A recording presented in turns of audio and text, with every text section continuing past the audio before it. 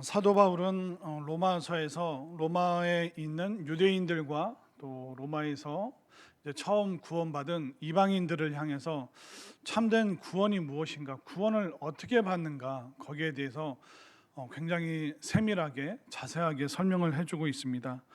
오늘도 계속 사도 바울이 말하고 있는 것은 뭐냐면, 그 기존의 유대인들이 가지고 있던 그 구원관이 너무나도 많이 잘못되어 있었기 때문에 그 유대인들의 그 구원관, 율법을 지켜야 구원받는다. 또 오늘 본문에서는 할례를 받아야 구원받는다.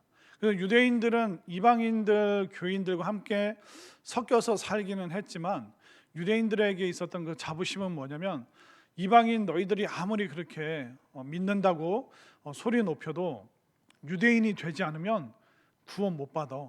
유대인들만 천국 갈 수 있어. 이방인 너희들도 가능한 한 어떻게 해서든 이방인이 되도록 노력해. 아니, 유대인이 되도록 노력해. 이방인 상태로는 믿는다고 고백해도 구원 못 받아. 이런 얘기들을 이제 유대인들이 심심치 않게 로마 교인들에게 했기 때문에 수많은 혼란스러운 상황들이 진짜 많이 생겼습니다. 유대인 그 이방인들이 물어보죠.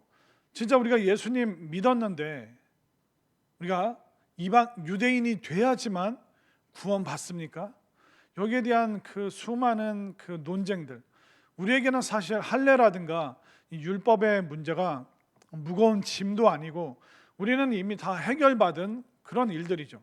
그러나 초대교회 당시에는 이 율법과 할례의 문제가 굉장히 심각했습니다. 왜냐하면 교회에 오면 교회에 있는 그 주류를 이루고 있는 유대인들이 당신 할례 받았어?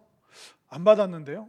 네가 예수님 믿어도 할례를 받아야지만 구원받을 수 있다.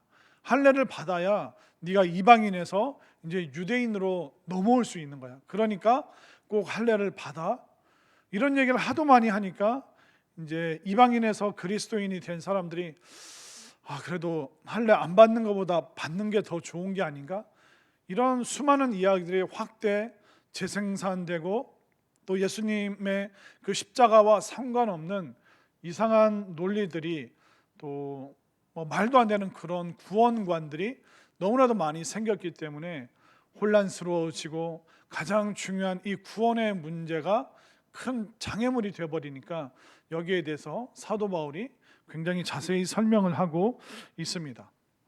오늘 본문에서는 사도 바울은 할례가 아니라 믿음으로 구원받는다, 율법이 아니라 믿음이다, 그 이야기를 다시 한번 반복적으로 하고 있는데, 할례 받아서 유대인이 돼야지 구원받는다, 이런 논리로 가기 시작하면 그 할례 뒤에 뭐가 따라오냐면 다른 수많은 율법들이 계속 따라오게 되고, 누가 더 율법을 잘 지켰느냐, 누가 더 유대인에 가깝느냐, 이런 기준도 없는 그런 수많은 일들이 사람들의 마음을 힘들게 하고 구원에 대해서 완전히 다 뒤바꿔 놓아버리기 때문에 사도 바울이 이 할례 문제, 할례 받아야 구원받는다라고 주장하는 이 유대인들에게 그게 아니다, 우리가 할례가 아니라 믿음으로 구원받는 그 믿음의 법에 대해서 사도 바울이 굉장히 잘 설명을 해주고 있죠. 사도 바울이 왜 믿음으로 구원받는 이 일이 그렇게 중요한지 설명하냐면, 이 구원과는 굉장히 중요한 문제고 심각한 문제이기 때문에 이 구원관에 대해서는 늘 우리가 제대로 점검을 해야 됩니다. 불교의 구원관이 뭘까요? 불교의 구원관은 원칙적으로는 자력 구원이에요. 내가 스스로 나를 구원할 수 있다. 그래서 내가 그 지옥에 가는 것도 내가 잘못했기 때문에, 내가 천당에 가는 것도 내가 잘했기 때문에, 그러니까 모든 것이 자업자득이에요. 네가 잘못했으니까 거기 가 있는 거고, 저 사람이 잘했으니까 저기에 가 있는 거지. 그러다 보니까 그러면 어떻게 하면 스스로 구원을 얻을 수 있습니까? 그래서 불교에서 만들어낸 논리는 뭐냐면, 인간이 욕망을 초월하면 그 열반의 세계에 들어갈 수 있다. 그런데 여러분들, 욕망을 초월할 수 있나요? 우리는 여러 가지 수많은 욕망의 요소들이 있죠. 이 몸을 갖고 있기 때문에 자야 됩니다. 먹어야 됩니다. 또 이 몸을 갖고 있기 때문에 뭐 좋은 걸 봐야지 우리가 기분이 좋아지죠. 그러니까 육신을 갖고 있다는 것은 이미 수많은 욕망이 나타나는 것이고, 또 세상적인 그 욕망에 반응하는 게 뭡니까? 우리 마음이 그런 것들에 반응을 하죠. 또 우리는 눈을 통해서 욕망이 들어오고 듣는 귀로 욕망이 계속 들어옵니다. 그러니까 욕망은 들어오고 우리 마음에서 막 불같이 그 욕망에 반응하고, 그리고 우리 육신의 그런 욕구들이 끊임없이 계속 샘솟고 있고, 그러다 보니까 그 어떤 대단한 고승들도 인간의 이 욕망으로부터 벗어나질 못하니까 시간이 지나서 또 뭘 만들어냈냐면, 인간이 공덕을 쌓아서, 선한 덕을 쌓아서 그 어떤 욕망을 이겨낼 수 있다. 그러니까 선업을 쌓으면 선한 것이 인간의 그 악한 욕망의 일들을 더하기 빼기 해서 선한 공덕이 더 많이 쌓이면 이 사람이 다음 생에 인간으로 태어날 확률이 많다. 그렇기 때문에 그 불교의 구원과는 계속 엎치락 뒤치락 하면서 철학적인 방식들을 계속 만들어냈습니다. 자력구원, 모든 게 자업자득이다.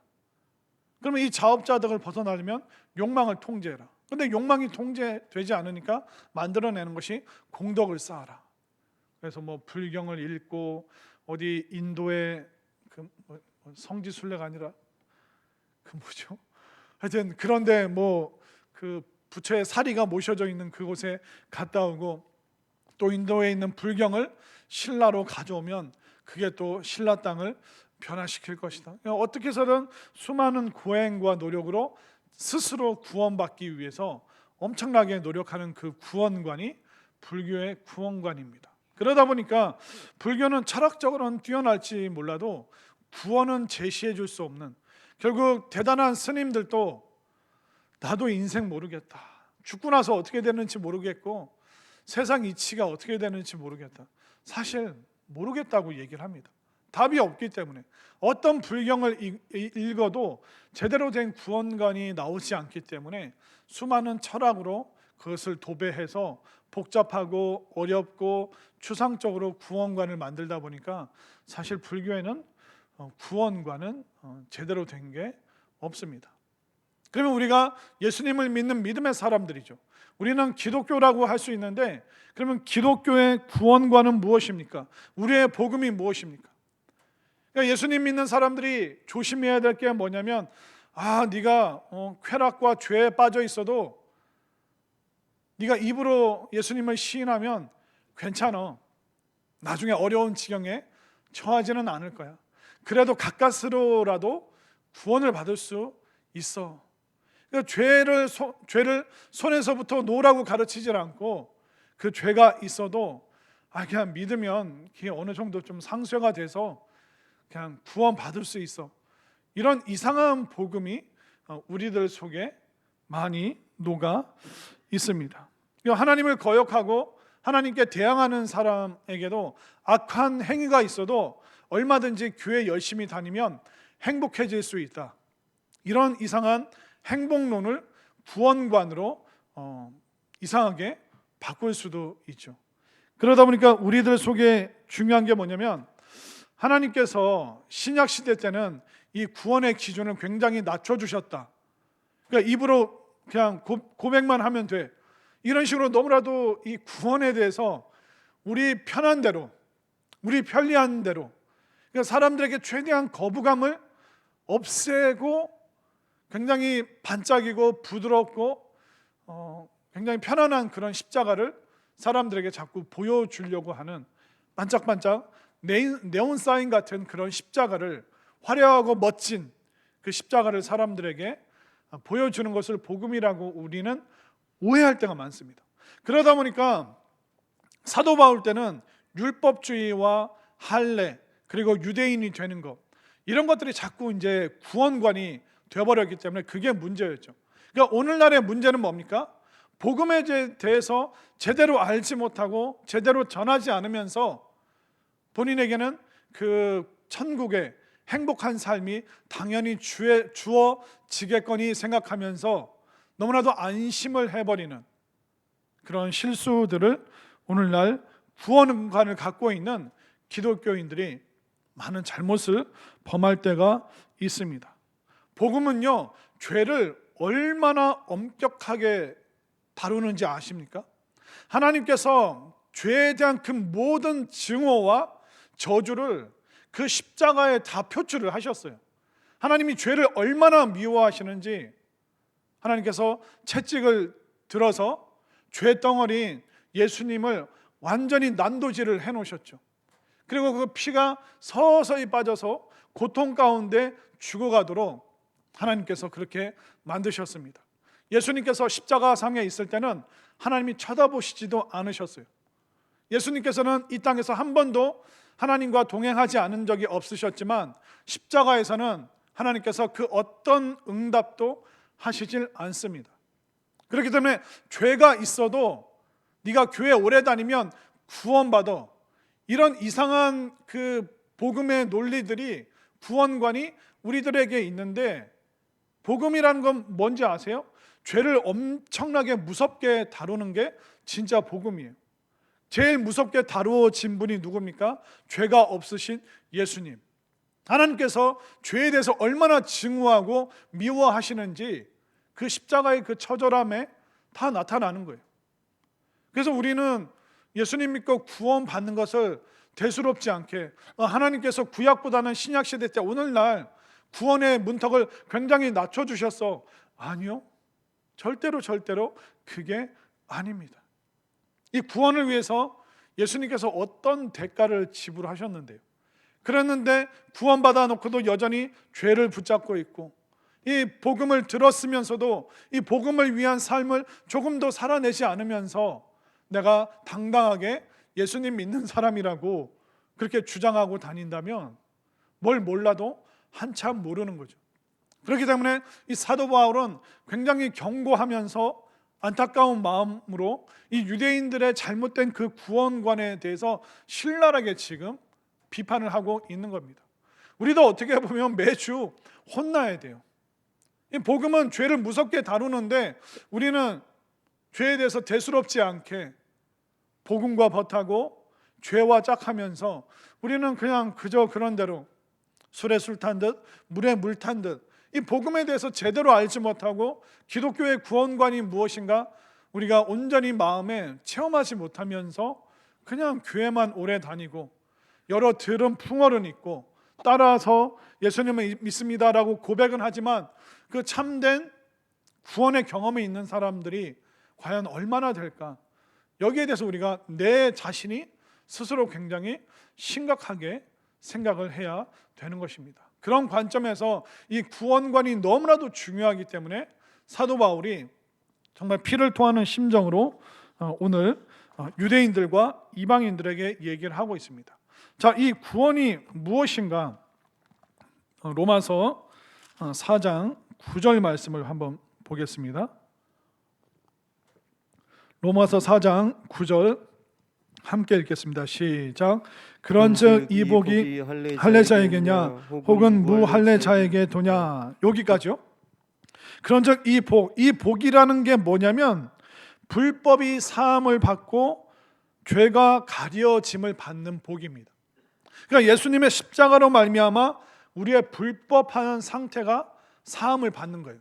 예수님의 보혈로 우리가 죄성이 그대로 있는데 예수님의 보혈로 덮어주시는 그 복을 받는 사람은 할례를 받는 사람이냐 아니면 할례가 없는 사람도 이 죄가 가려지는 이 복을 받을 수 있느냐, 이렇게 딱 지금 질문을 하고 있습니다. 그렇기 때문에 이 구원이라는 것이 할례 받고 나서 구원이 이루어지냐 아니면 할례 이전에 우리가 구원을 받느냐, 과연 할례가 없으면 구원 못 받은 거고 할례가 있으면 그거 구원 받은 거냐, 여기에 대해서 질문을 하고 있습니다. 그러면서 할례 이전에 구원받은 아브라함에 대한 이야기를 이제 사도 바울이 하고 있죠. 11절 말씀을 볼까요? 11절. 그가 할례의 표를 받은 것은 무할례 시에, 그러니까 할례 받기 전에 믿음으로 된 의를 인친 것이다.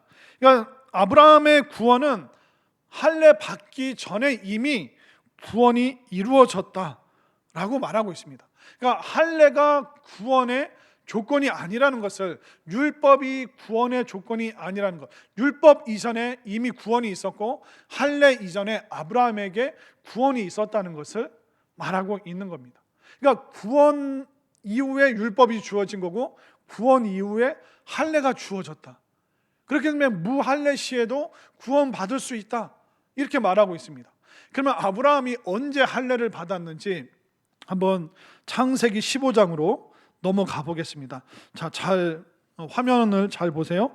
창세기 15장 1절부터 6절까지 굉장히 중요한 순간입니다. 2절부터 한번 볼까요? 2절을 제가 읽고 또 여러분들이 교독하겠습니다. 2절부터 제가, 아브라함이 이르되 주 여호와여 무엇을 내게 주시려 하나이까? 나는 자식이 없사오니 나의 상속자는 이 다메섹 사람 엘리에셀이니이다.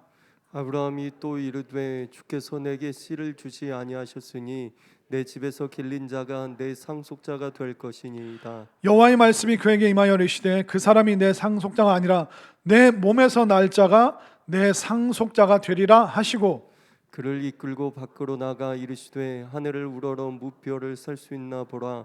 또 그에게 이르시되 내 자손이 이와 같으리라. 함께 읽겠습니다. 아브라함이 여호와를 믿으니 여호와께서 이를 그의 의로 여기셨다. 자, 지금 아브라함은 자식이 없어요. 그런데 하나님께서 너를 통해서 너희 집에 뛰어난 하인이 너의 상속자가 아니라 네 몸에서 태어날 그 아이가 상속자가 될 것이다. 제가 지금 나이가 이렇게 많은데 아이가 태어날 수 있다고요? 그럼 아무 문제 없다. 너에게서 아이가 태어날 것이다. 그 하나님의 약속의 말씀을 믿고 하나님을 믿었습니다. 그러니까 6절을 다시 한번 보여주시겠습니까? 아브라함이 여호와를 믿으니 여호와께서 이를 그의 의로 여기셨다. 의라는 것은 뭐냐면 합격이라는 겁니다. 하나님께서 다른 아브라함이 율법을 지키는 그것을 보고 합격이라 말씀하시지 않고 하나님을 믿고 하나님의 약속의 말씀을 믿고 하나님을 믿으니 이것이 그에게 합격, 바로 구원의 합격은 그의 믿음으로 말미암아 주어진 겁니다. 그러니까 창세기 15장에서는 아직 할례가 등장하지 않습니다. 그런데 왜 아브라함에게 할례가 있을 수밖에 없는가? 왜 남자의 그 포피를 벨 수밖에 없었는가? 그 이유가 있습니다. 아브라함이 하나님을 믿으니 이것을 그의 합격으로, 그의 의로움으로 여기셨는데 인간은 또 넘어져요. 삶 속에서 또 넘어집니다. 아브라함이 약속을 받았는데 어떻게 넘어지는가 한번 볼까요? 창세기 16장 16절 함께 읽겠습니다. 시작. 하갈이 아브라함에게 이스마엘을 낳았을 때 아브라함이 86세였더라. 아브라함은 하나님께 약속의 말씀을 받았고 하나님을 믿었더니 이것이 의롭다라고 하나님께서 인정해 주셨죠. 창세기 15장에서 그렇게 인정해 주시고 그를 구원의 반열에 세워 주셨어요.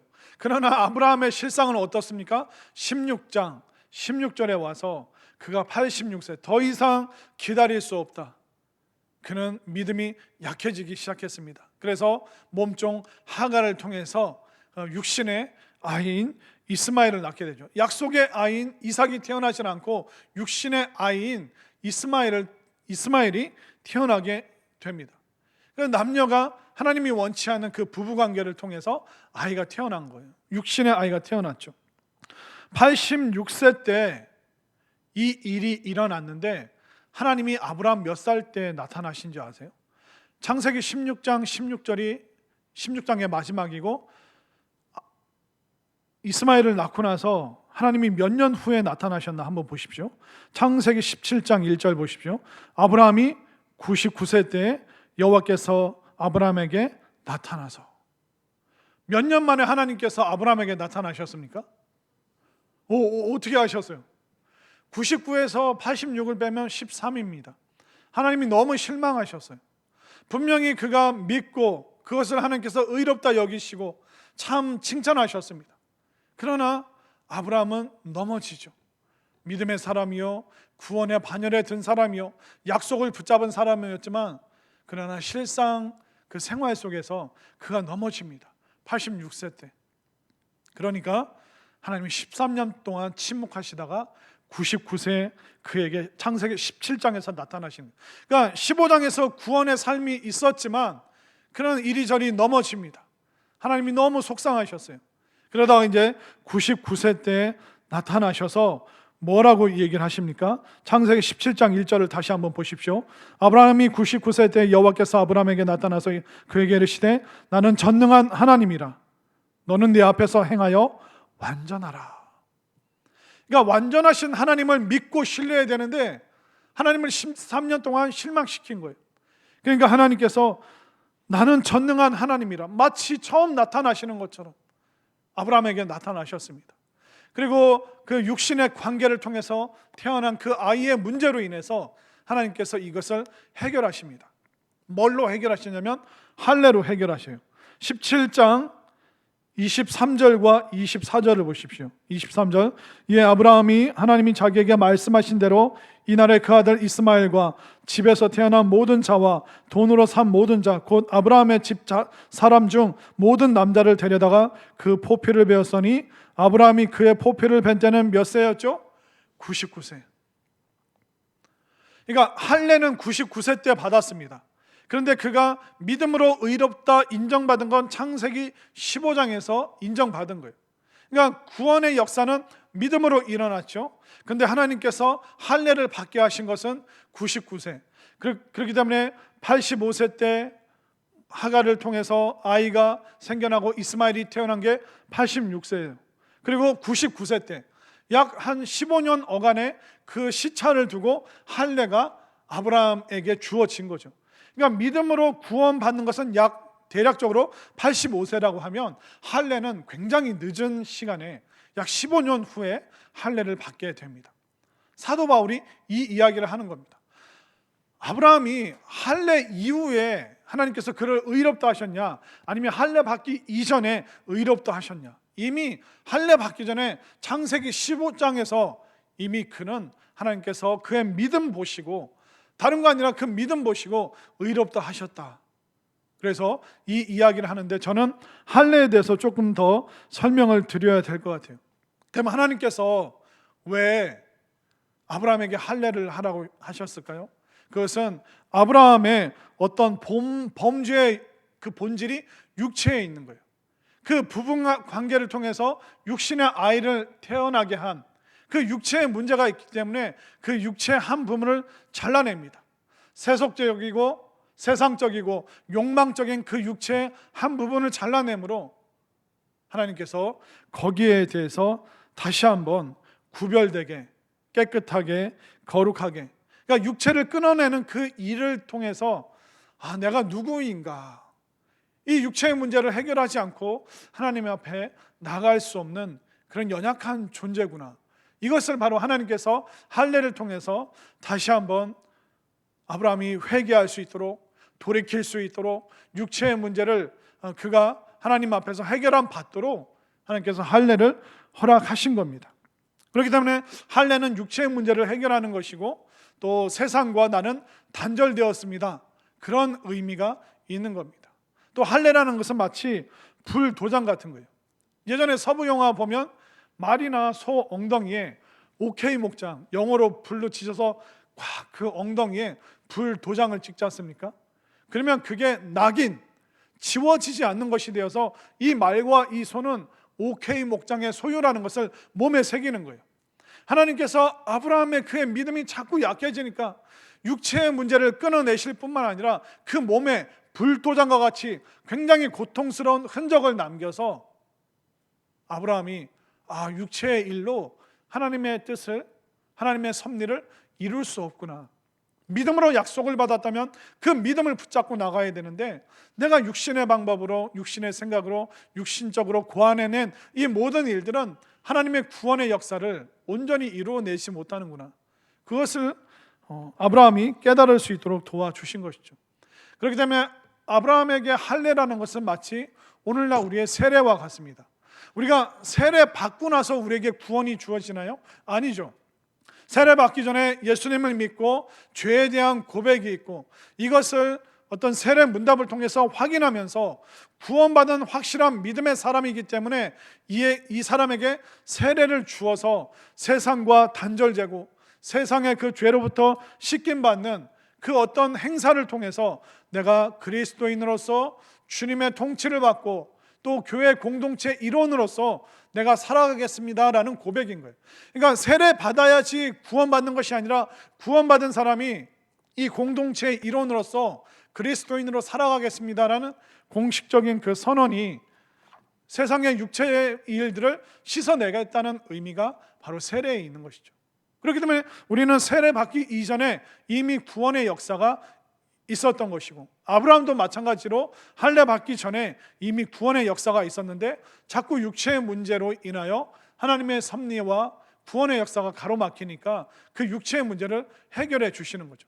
그래서 우리가 세상에서 살다가 예수님 믿어 구원받고 그러면 이제 어떻게 살아야 되는가? 바로 세례받은 거룩한 신실한 정결한 사람으로 살아라, 이렇게 살아가야 됩니다. 그것을 바로 세례를 통해서 다시 한번 확인을 하는 것입니다.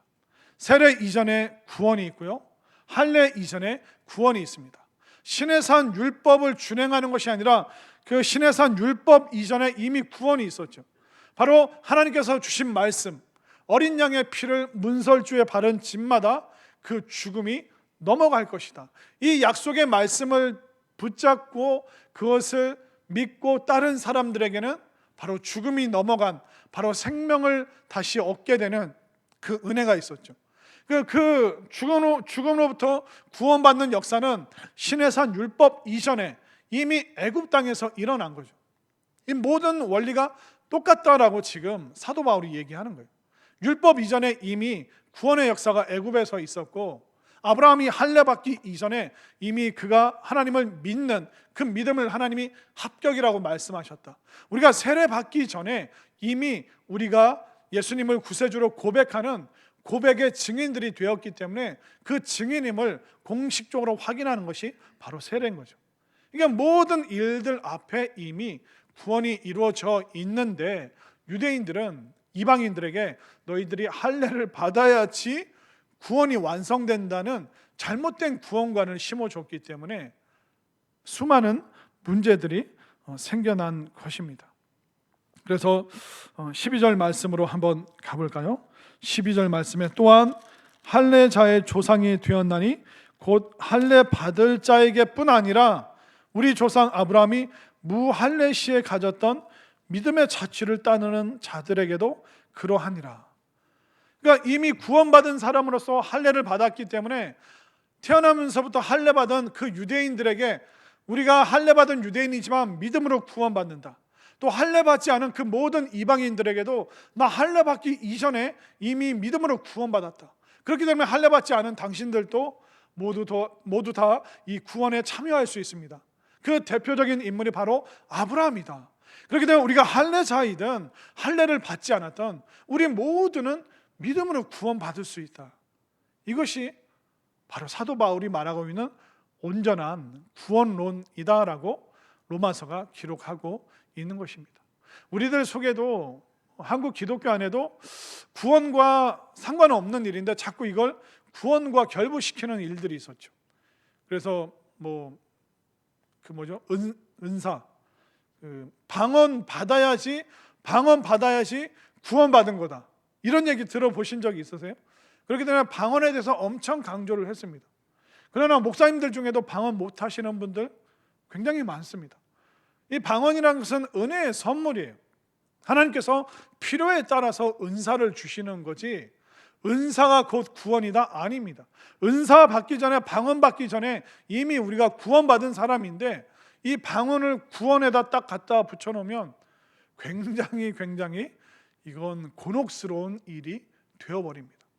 그러니까 2000년 전이나 지금이나 앞으로나 이 잘못된 구원관이 우리에게 들어오기 시작하면 이상한 구원, 예수님을 믿는 믿음 말고 이상한 걸 자꾸 우리가 해야 되는 굉장히 부자연스러운 그런 신앙이, 구원관이 우리에게 들어와서 모든 그 십자가의 그 공로를 다 내 자력으로 구원받을 수 있을 것처럼 엉뚱한 구원론이 우리에게 오면 그 사람이 훗날 천국 문 앞에서 어떻게 될지는 아무도 알 수가 없기 때문에 우리가 제대로 된 이 구원관을 가지고 있어야 될 줄로 믿습니다.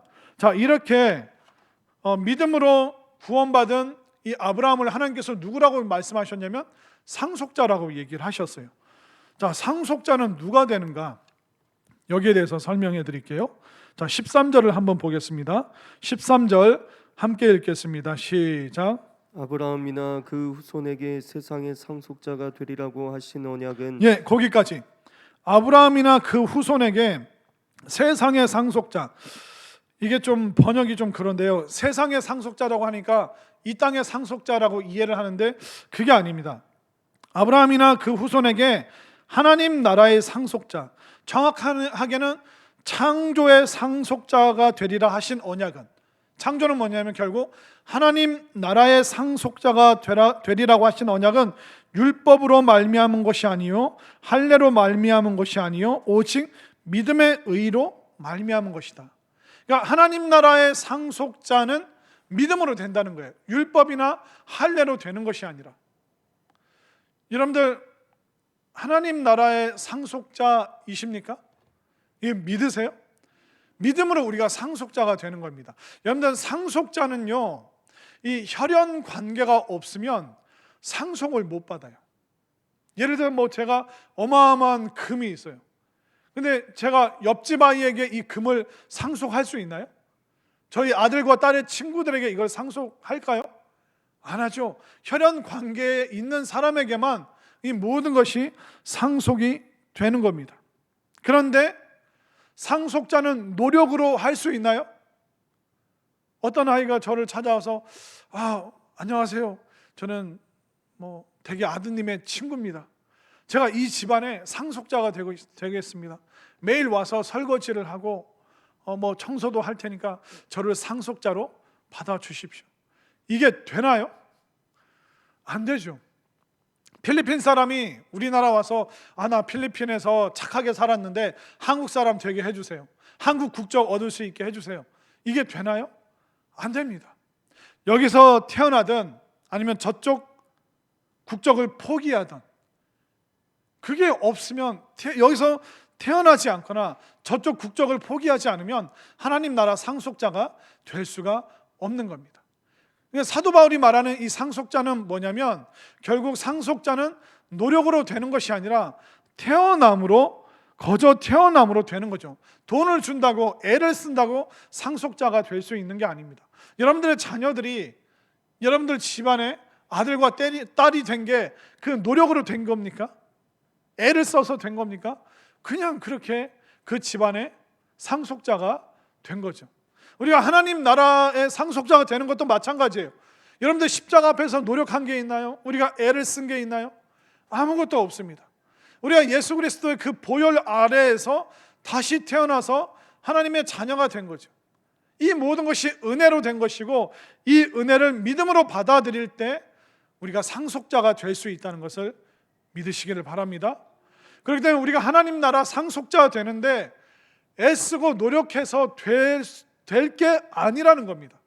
모든 것이 하나님의 은혜고 그 하나님의 은혜를 내가 믿음으로 아멘으로 받아들일 때 우리는 하나님 나라의 상속자가 되는 거죠. 왜?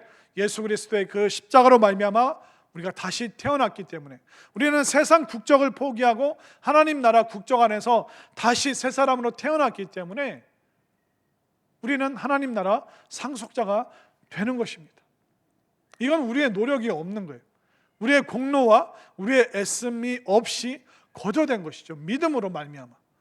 그래서 우리가 하나님 나라 상속자가 아브라함처럼 상속자가 될 수 있는 것은 아브라함이 믿음으로 상속자가 된 것이고 또 우리도 지금 하나님을 믿음으로 말미암아 그 나라의 상속자가 된 것입니다. 이 상속자의 혜택이 뭘까요? 그것은 바로 관계 안에 들어가는 것이고 또 함께 교제하는 것입니다. 여러분들 하나님께서 여러분들의 아버지 되시는 이 관계가 형성되는 것이 뭐냐면 믿음으로 말미암아 우리가 하나님 안에서 태어나 다시 자녀가 되는 이 관계가 형성이 되어 있어야 돼요. 그러면 내가 하나님의 아들이고 딸이다 이걸로 끝나면 안 되고 그 관계 속에는 교제가 있어요. 여러분들의 자녀들과 뭐 짧게는 한 20년, 길게는 한 30년 함께 살지 않습니까? 그 상속자라는 것은 한 공동체 안에서 함께 살아가는 것입니다. 근데 우리가 믿음으로 말미암아 구원받고 이 구원으로 하나님 나라 상속자가 되었는데 하나님의 그 관계성, 아들과 딸이 되는 그 관계성에 들어가지 않고 또 우리가 하나님과 교제하지 않는다면 상속자의 자격이 과연 그에게 있을까요? 우리는 예배로 하나님과 교제할 수 있고 찬양과 기도로 하나님과 교제하고 또 믿음의 공동체 안에서 함께 우리는 교제하는 것이죠. 그래서 상속자에게는 이 관계성과 이 교제권, 이 두 가지가 있어야 되는 거예요. 이게 없으면 우리는 외인이요, 우리는 이방인이요, 하나님과 상관없는 사람이다라고 사도 바울은 거듭거듭 계속 이야기를 하게 됩니다. 여러분들은 율법으로 구원받으셨습니까? 믿음으로 구원받으셨습니까? 믿음으로 구원받으셨죠. 그 믿음으로 다시 태어났습니다. 여러분은 진짜 하나님 나라의 상속자이심을 믿으십니까? 그러면 상속자라면 여러분 하나님과의 그 관계성과 그 교제권 안으로 여러분들 들어오셨습니까? 아멘인가요? 이게 순차적으로 쫙 이루어져야 되는 거예요. 아브라함이 그랬다는 거예요. 아브라함이 믿음으로 하나님의 백성이 되었고 또 그는 하나님 나라의 이제 상속자가 되고 또 아브라함은 부르심 받기 전까지 끊임없이 하나님과의 그 관계성과 교제권 속에서 그는 살아갔던 거예요. 우리도 마땅히 마찬가지 이렇게 살아야 되는 겁니다. 우리가 다른 행위로 하나님 앞에 자랑하는 것이 아니라 그 은혜를 덧입어서 그 은혜로 말미암아 우리가 믿음이 생기고 믿음의 고백을 했기 때문에 우리는 이제 상속자가 되었고 하나님 나라 이제 상속했어, 끝났어. 그게 아니라 매일매일의 여러분들 삶 속에서 하나님과 끊임없이 교제하고 그 관계성이 더욱더 돈독해지고 따스해지고 강해질 수 있기를, 그리하여 믿음의 법으로 말미암아 구원받은 아브라함처럼 여러분들도 아브라함과 같은 멋진 믿음의 사람들이 다 되어주시기를, 정말 풍성한 상속자들이 되어주시기를 소망합니다.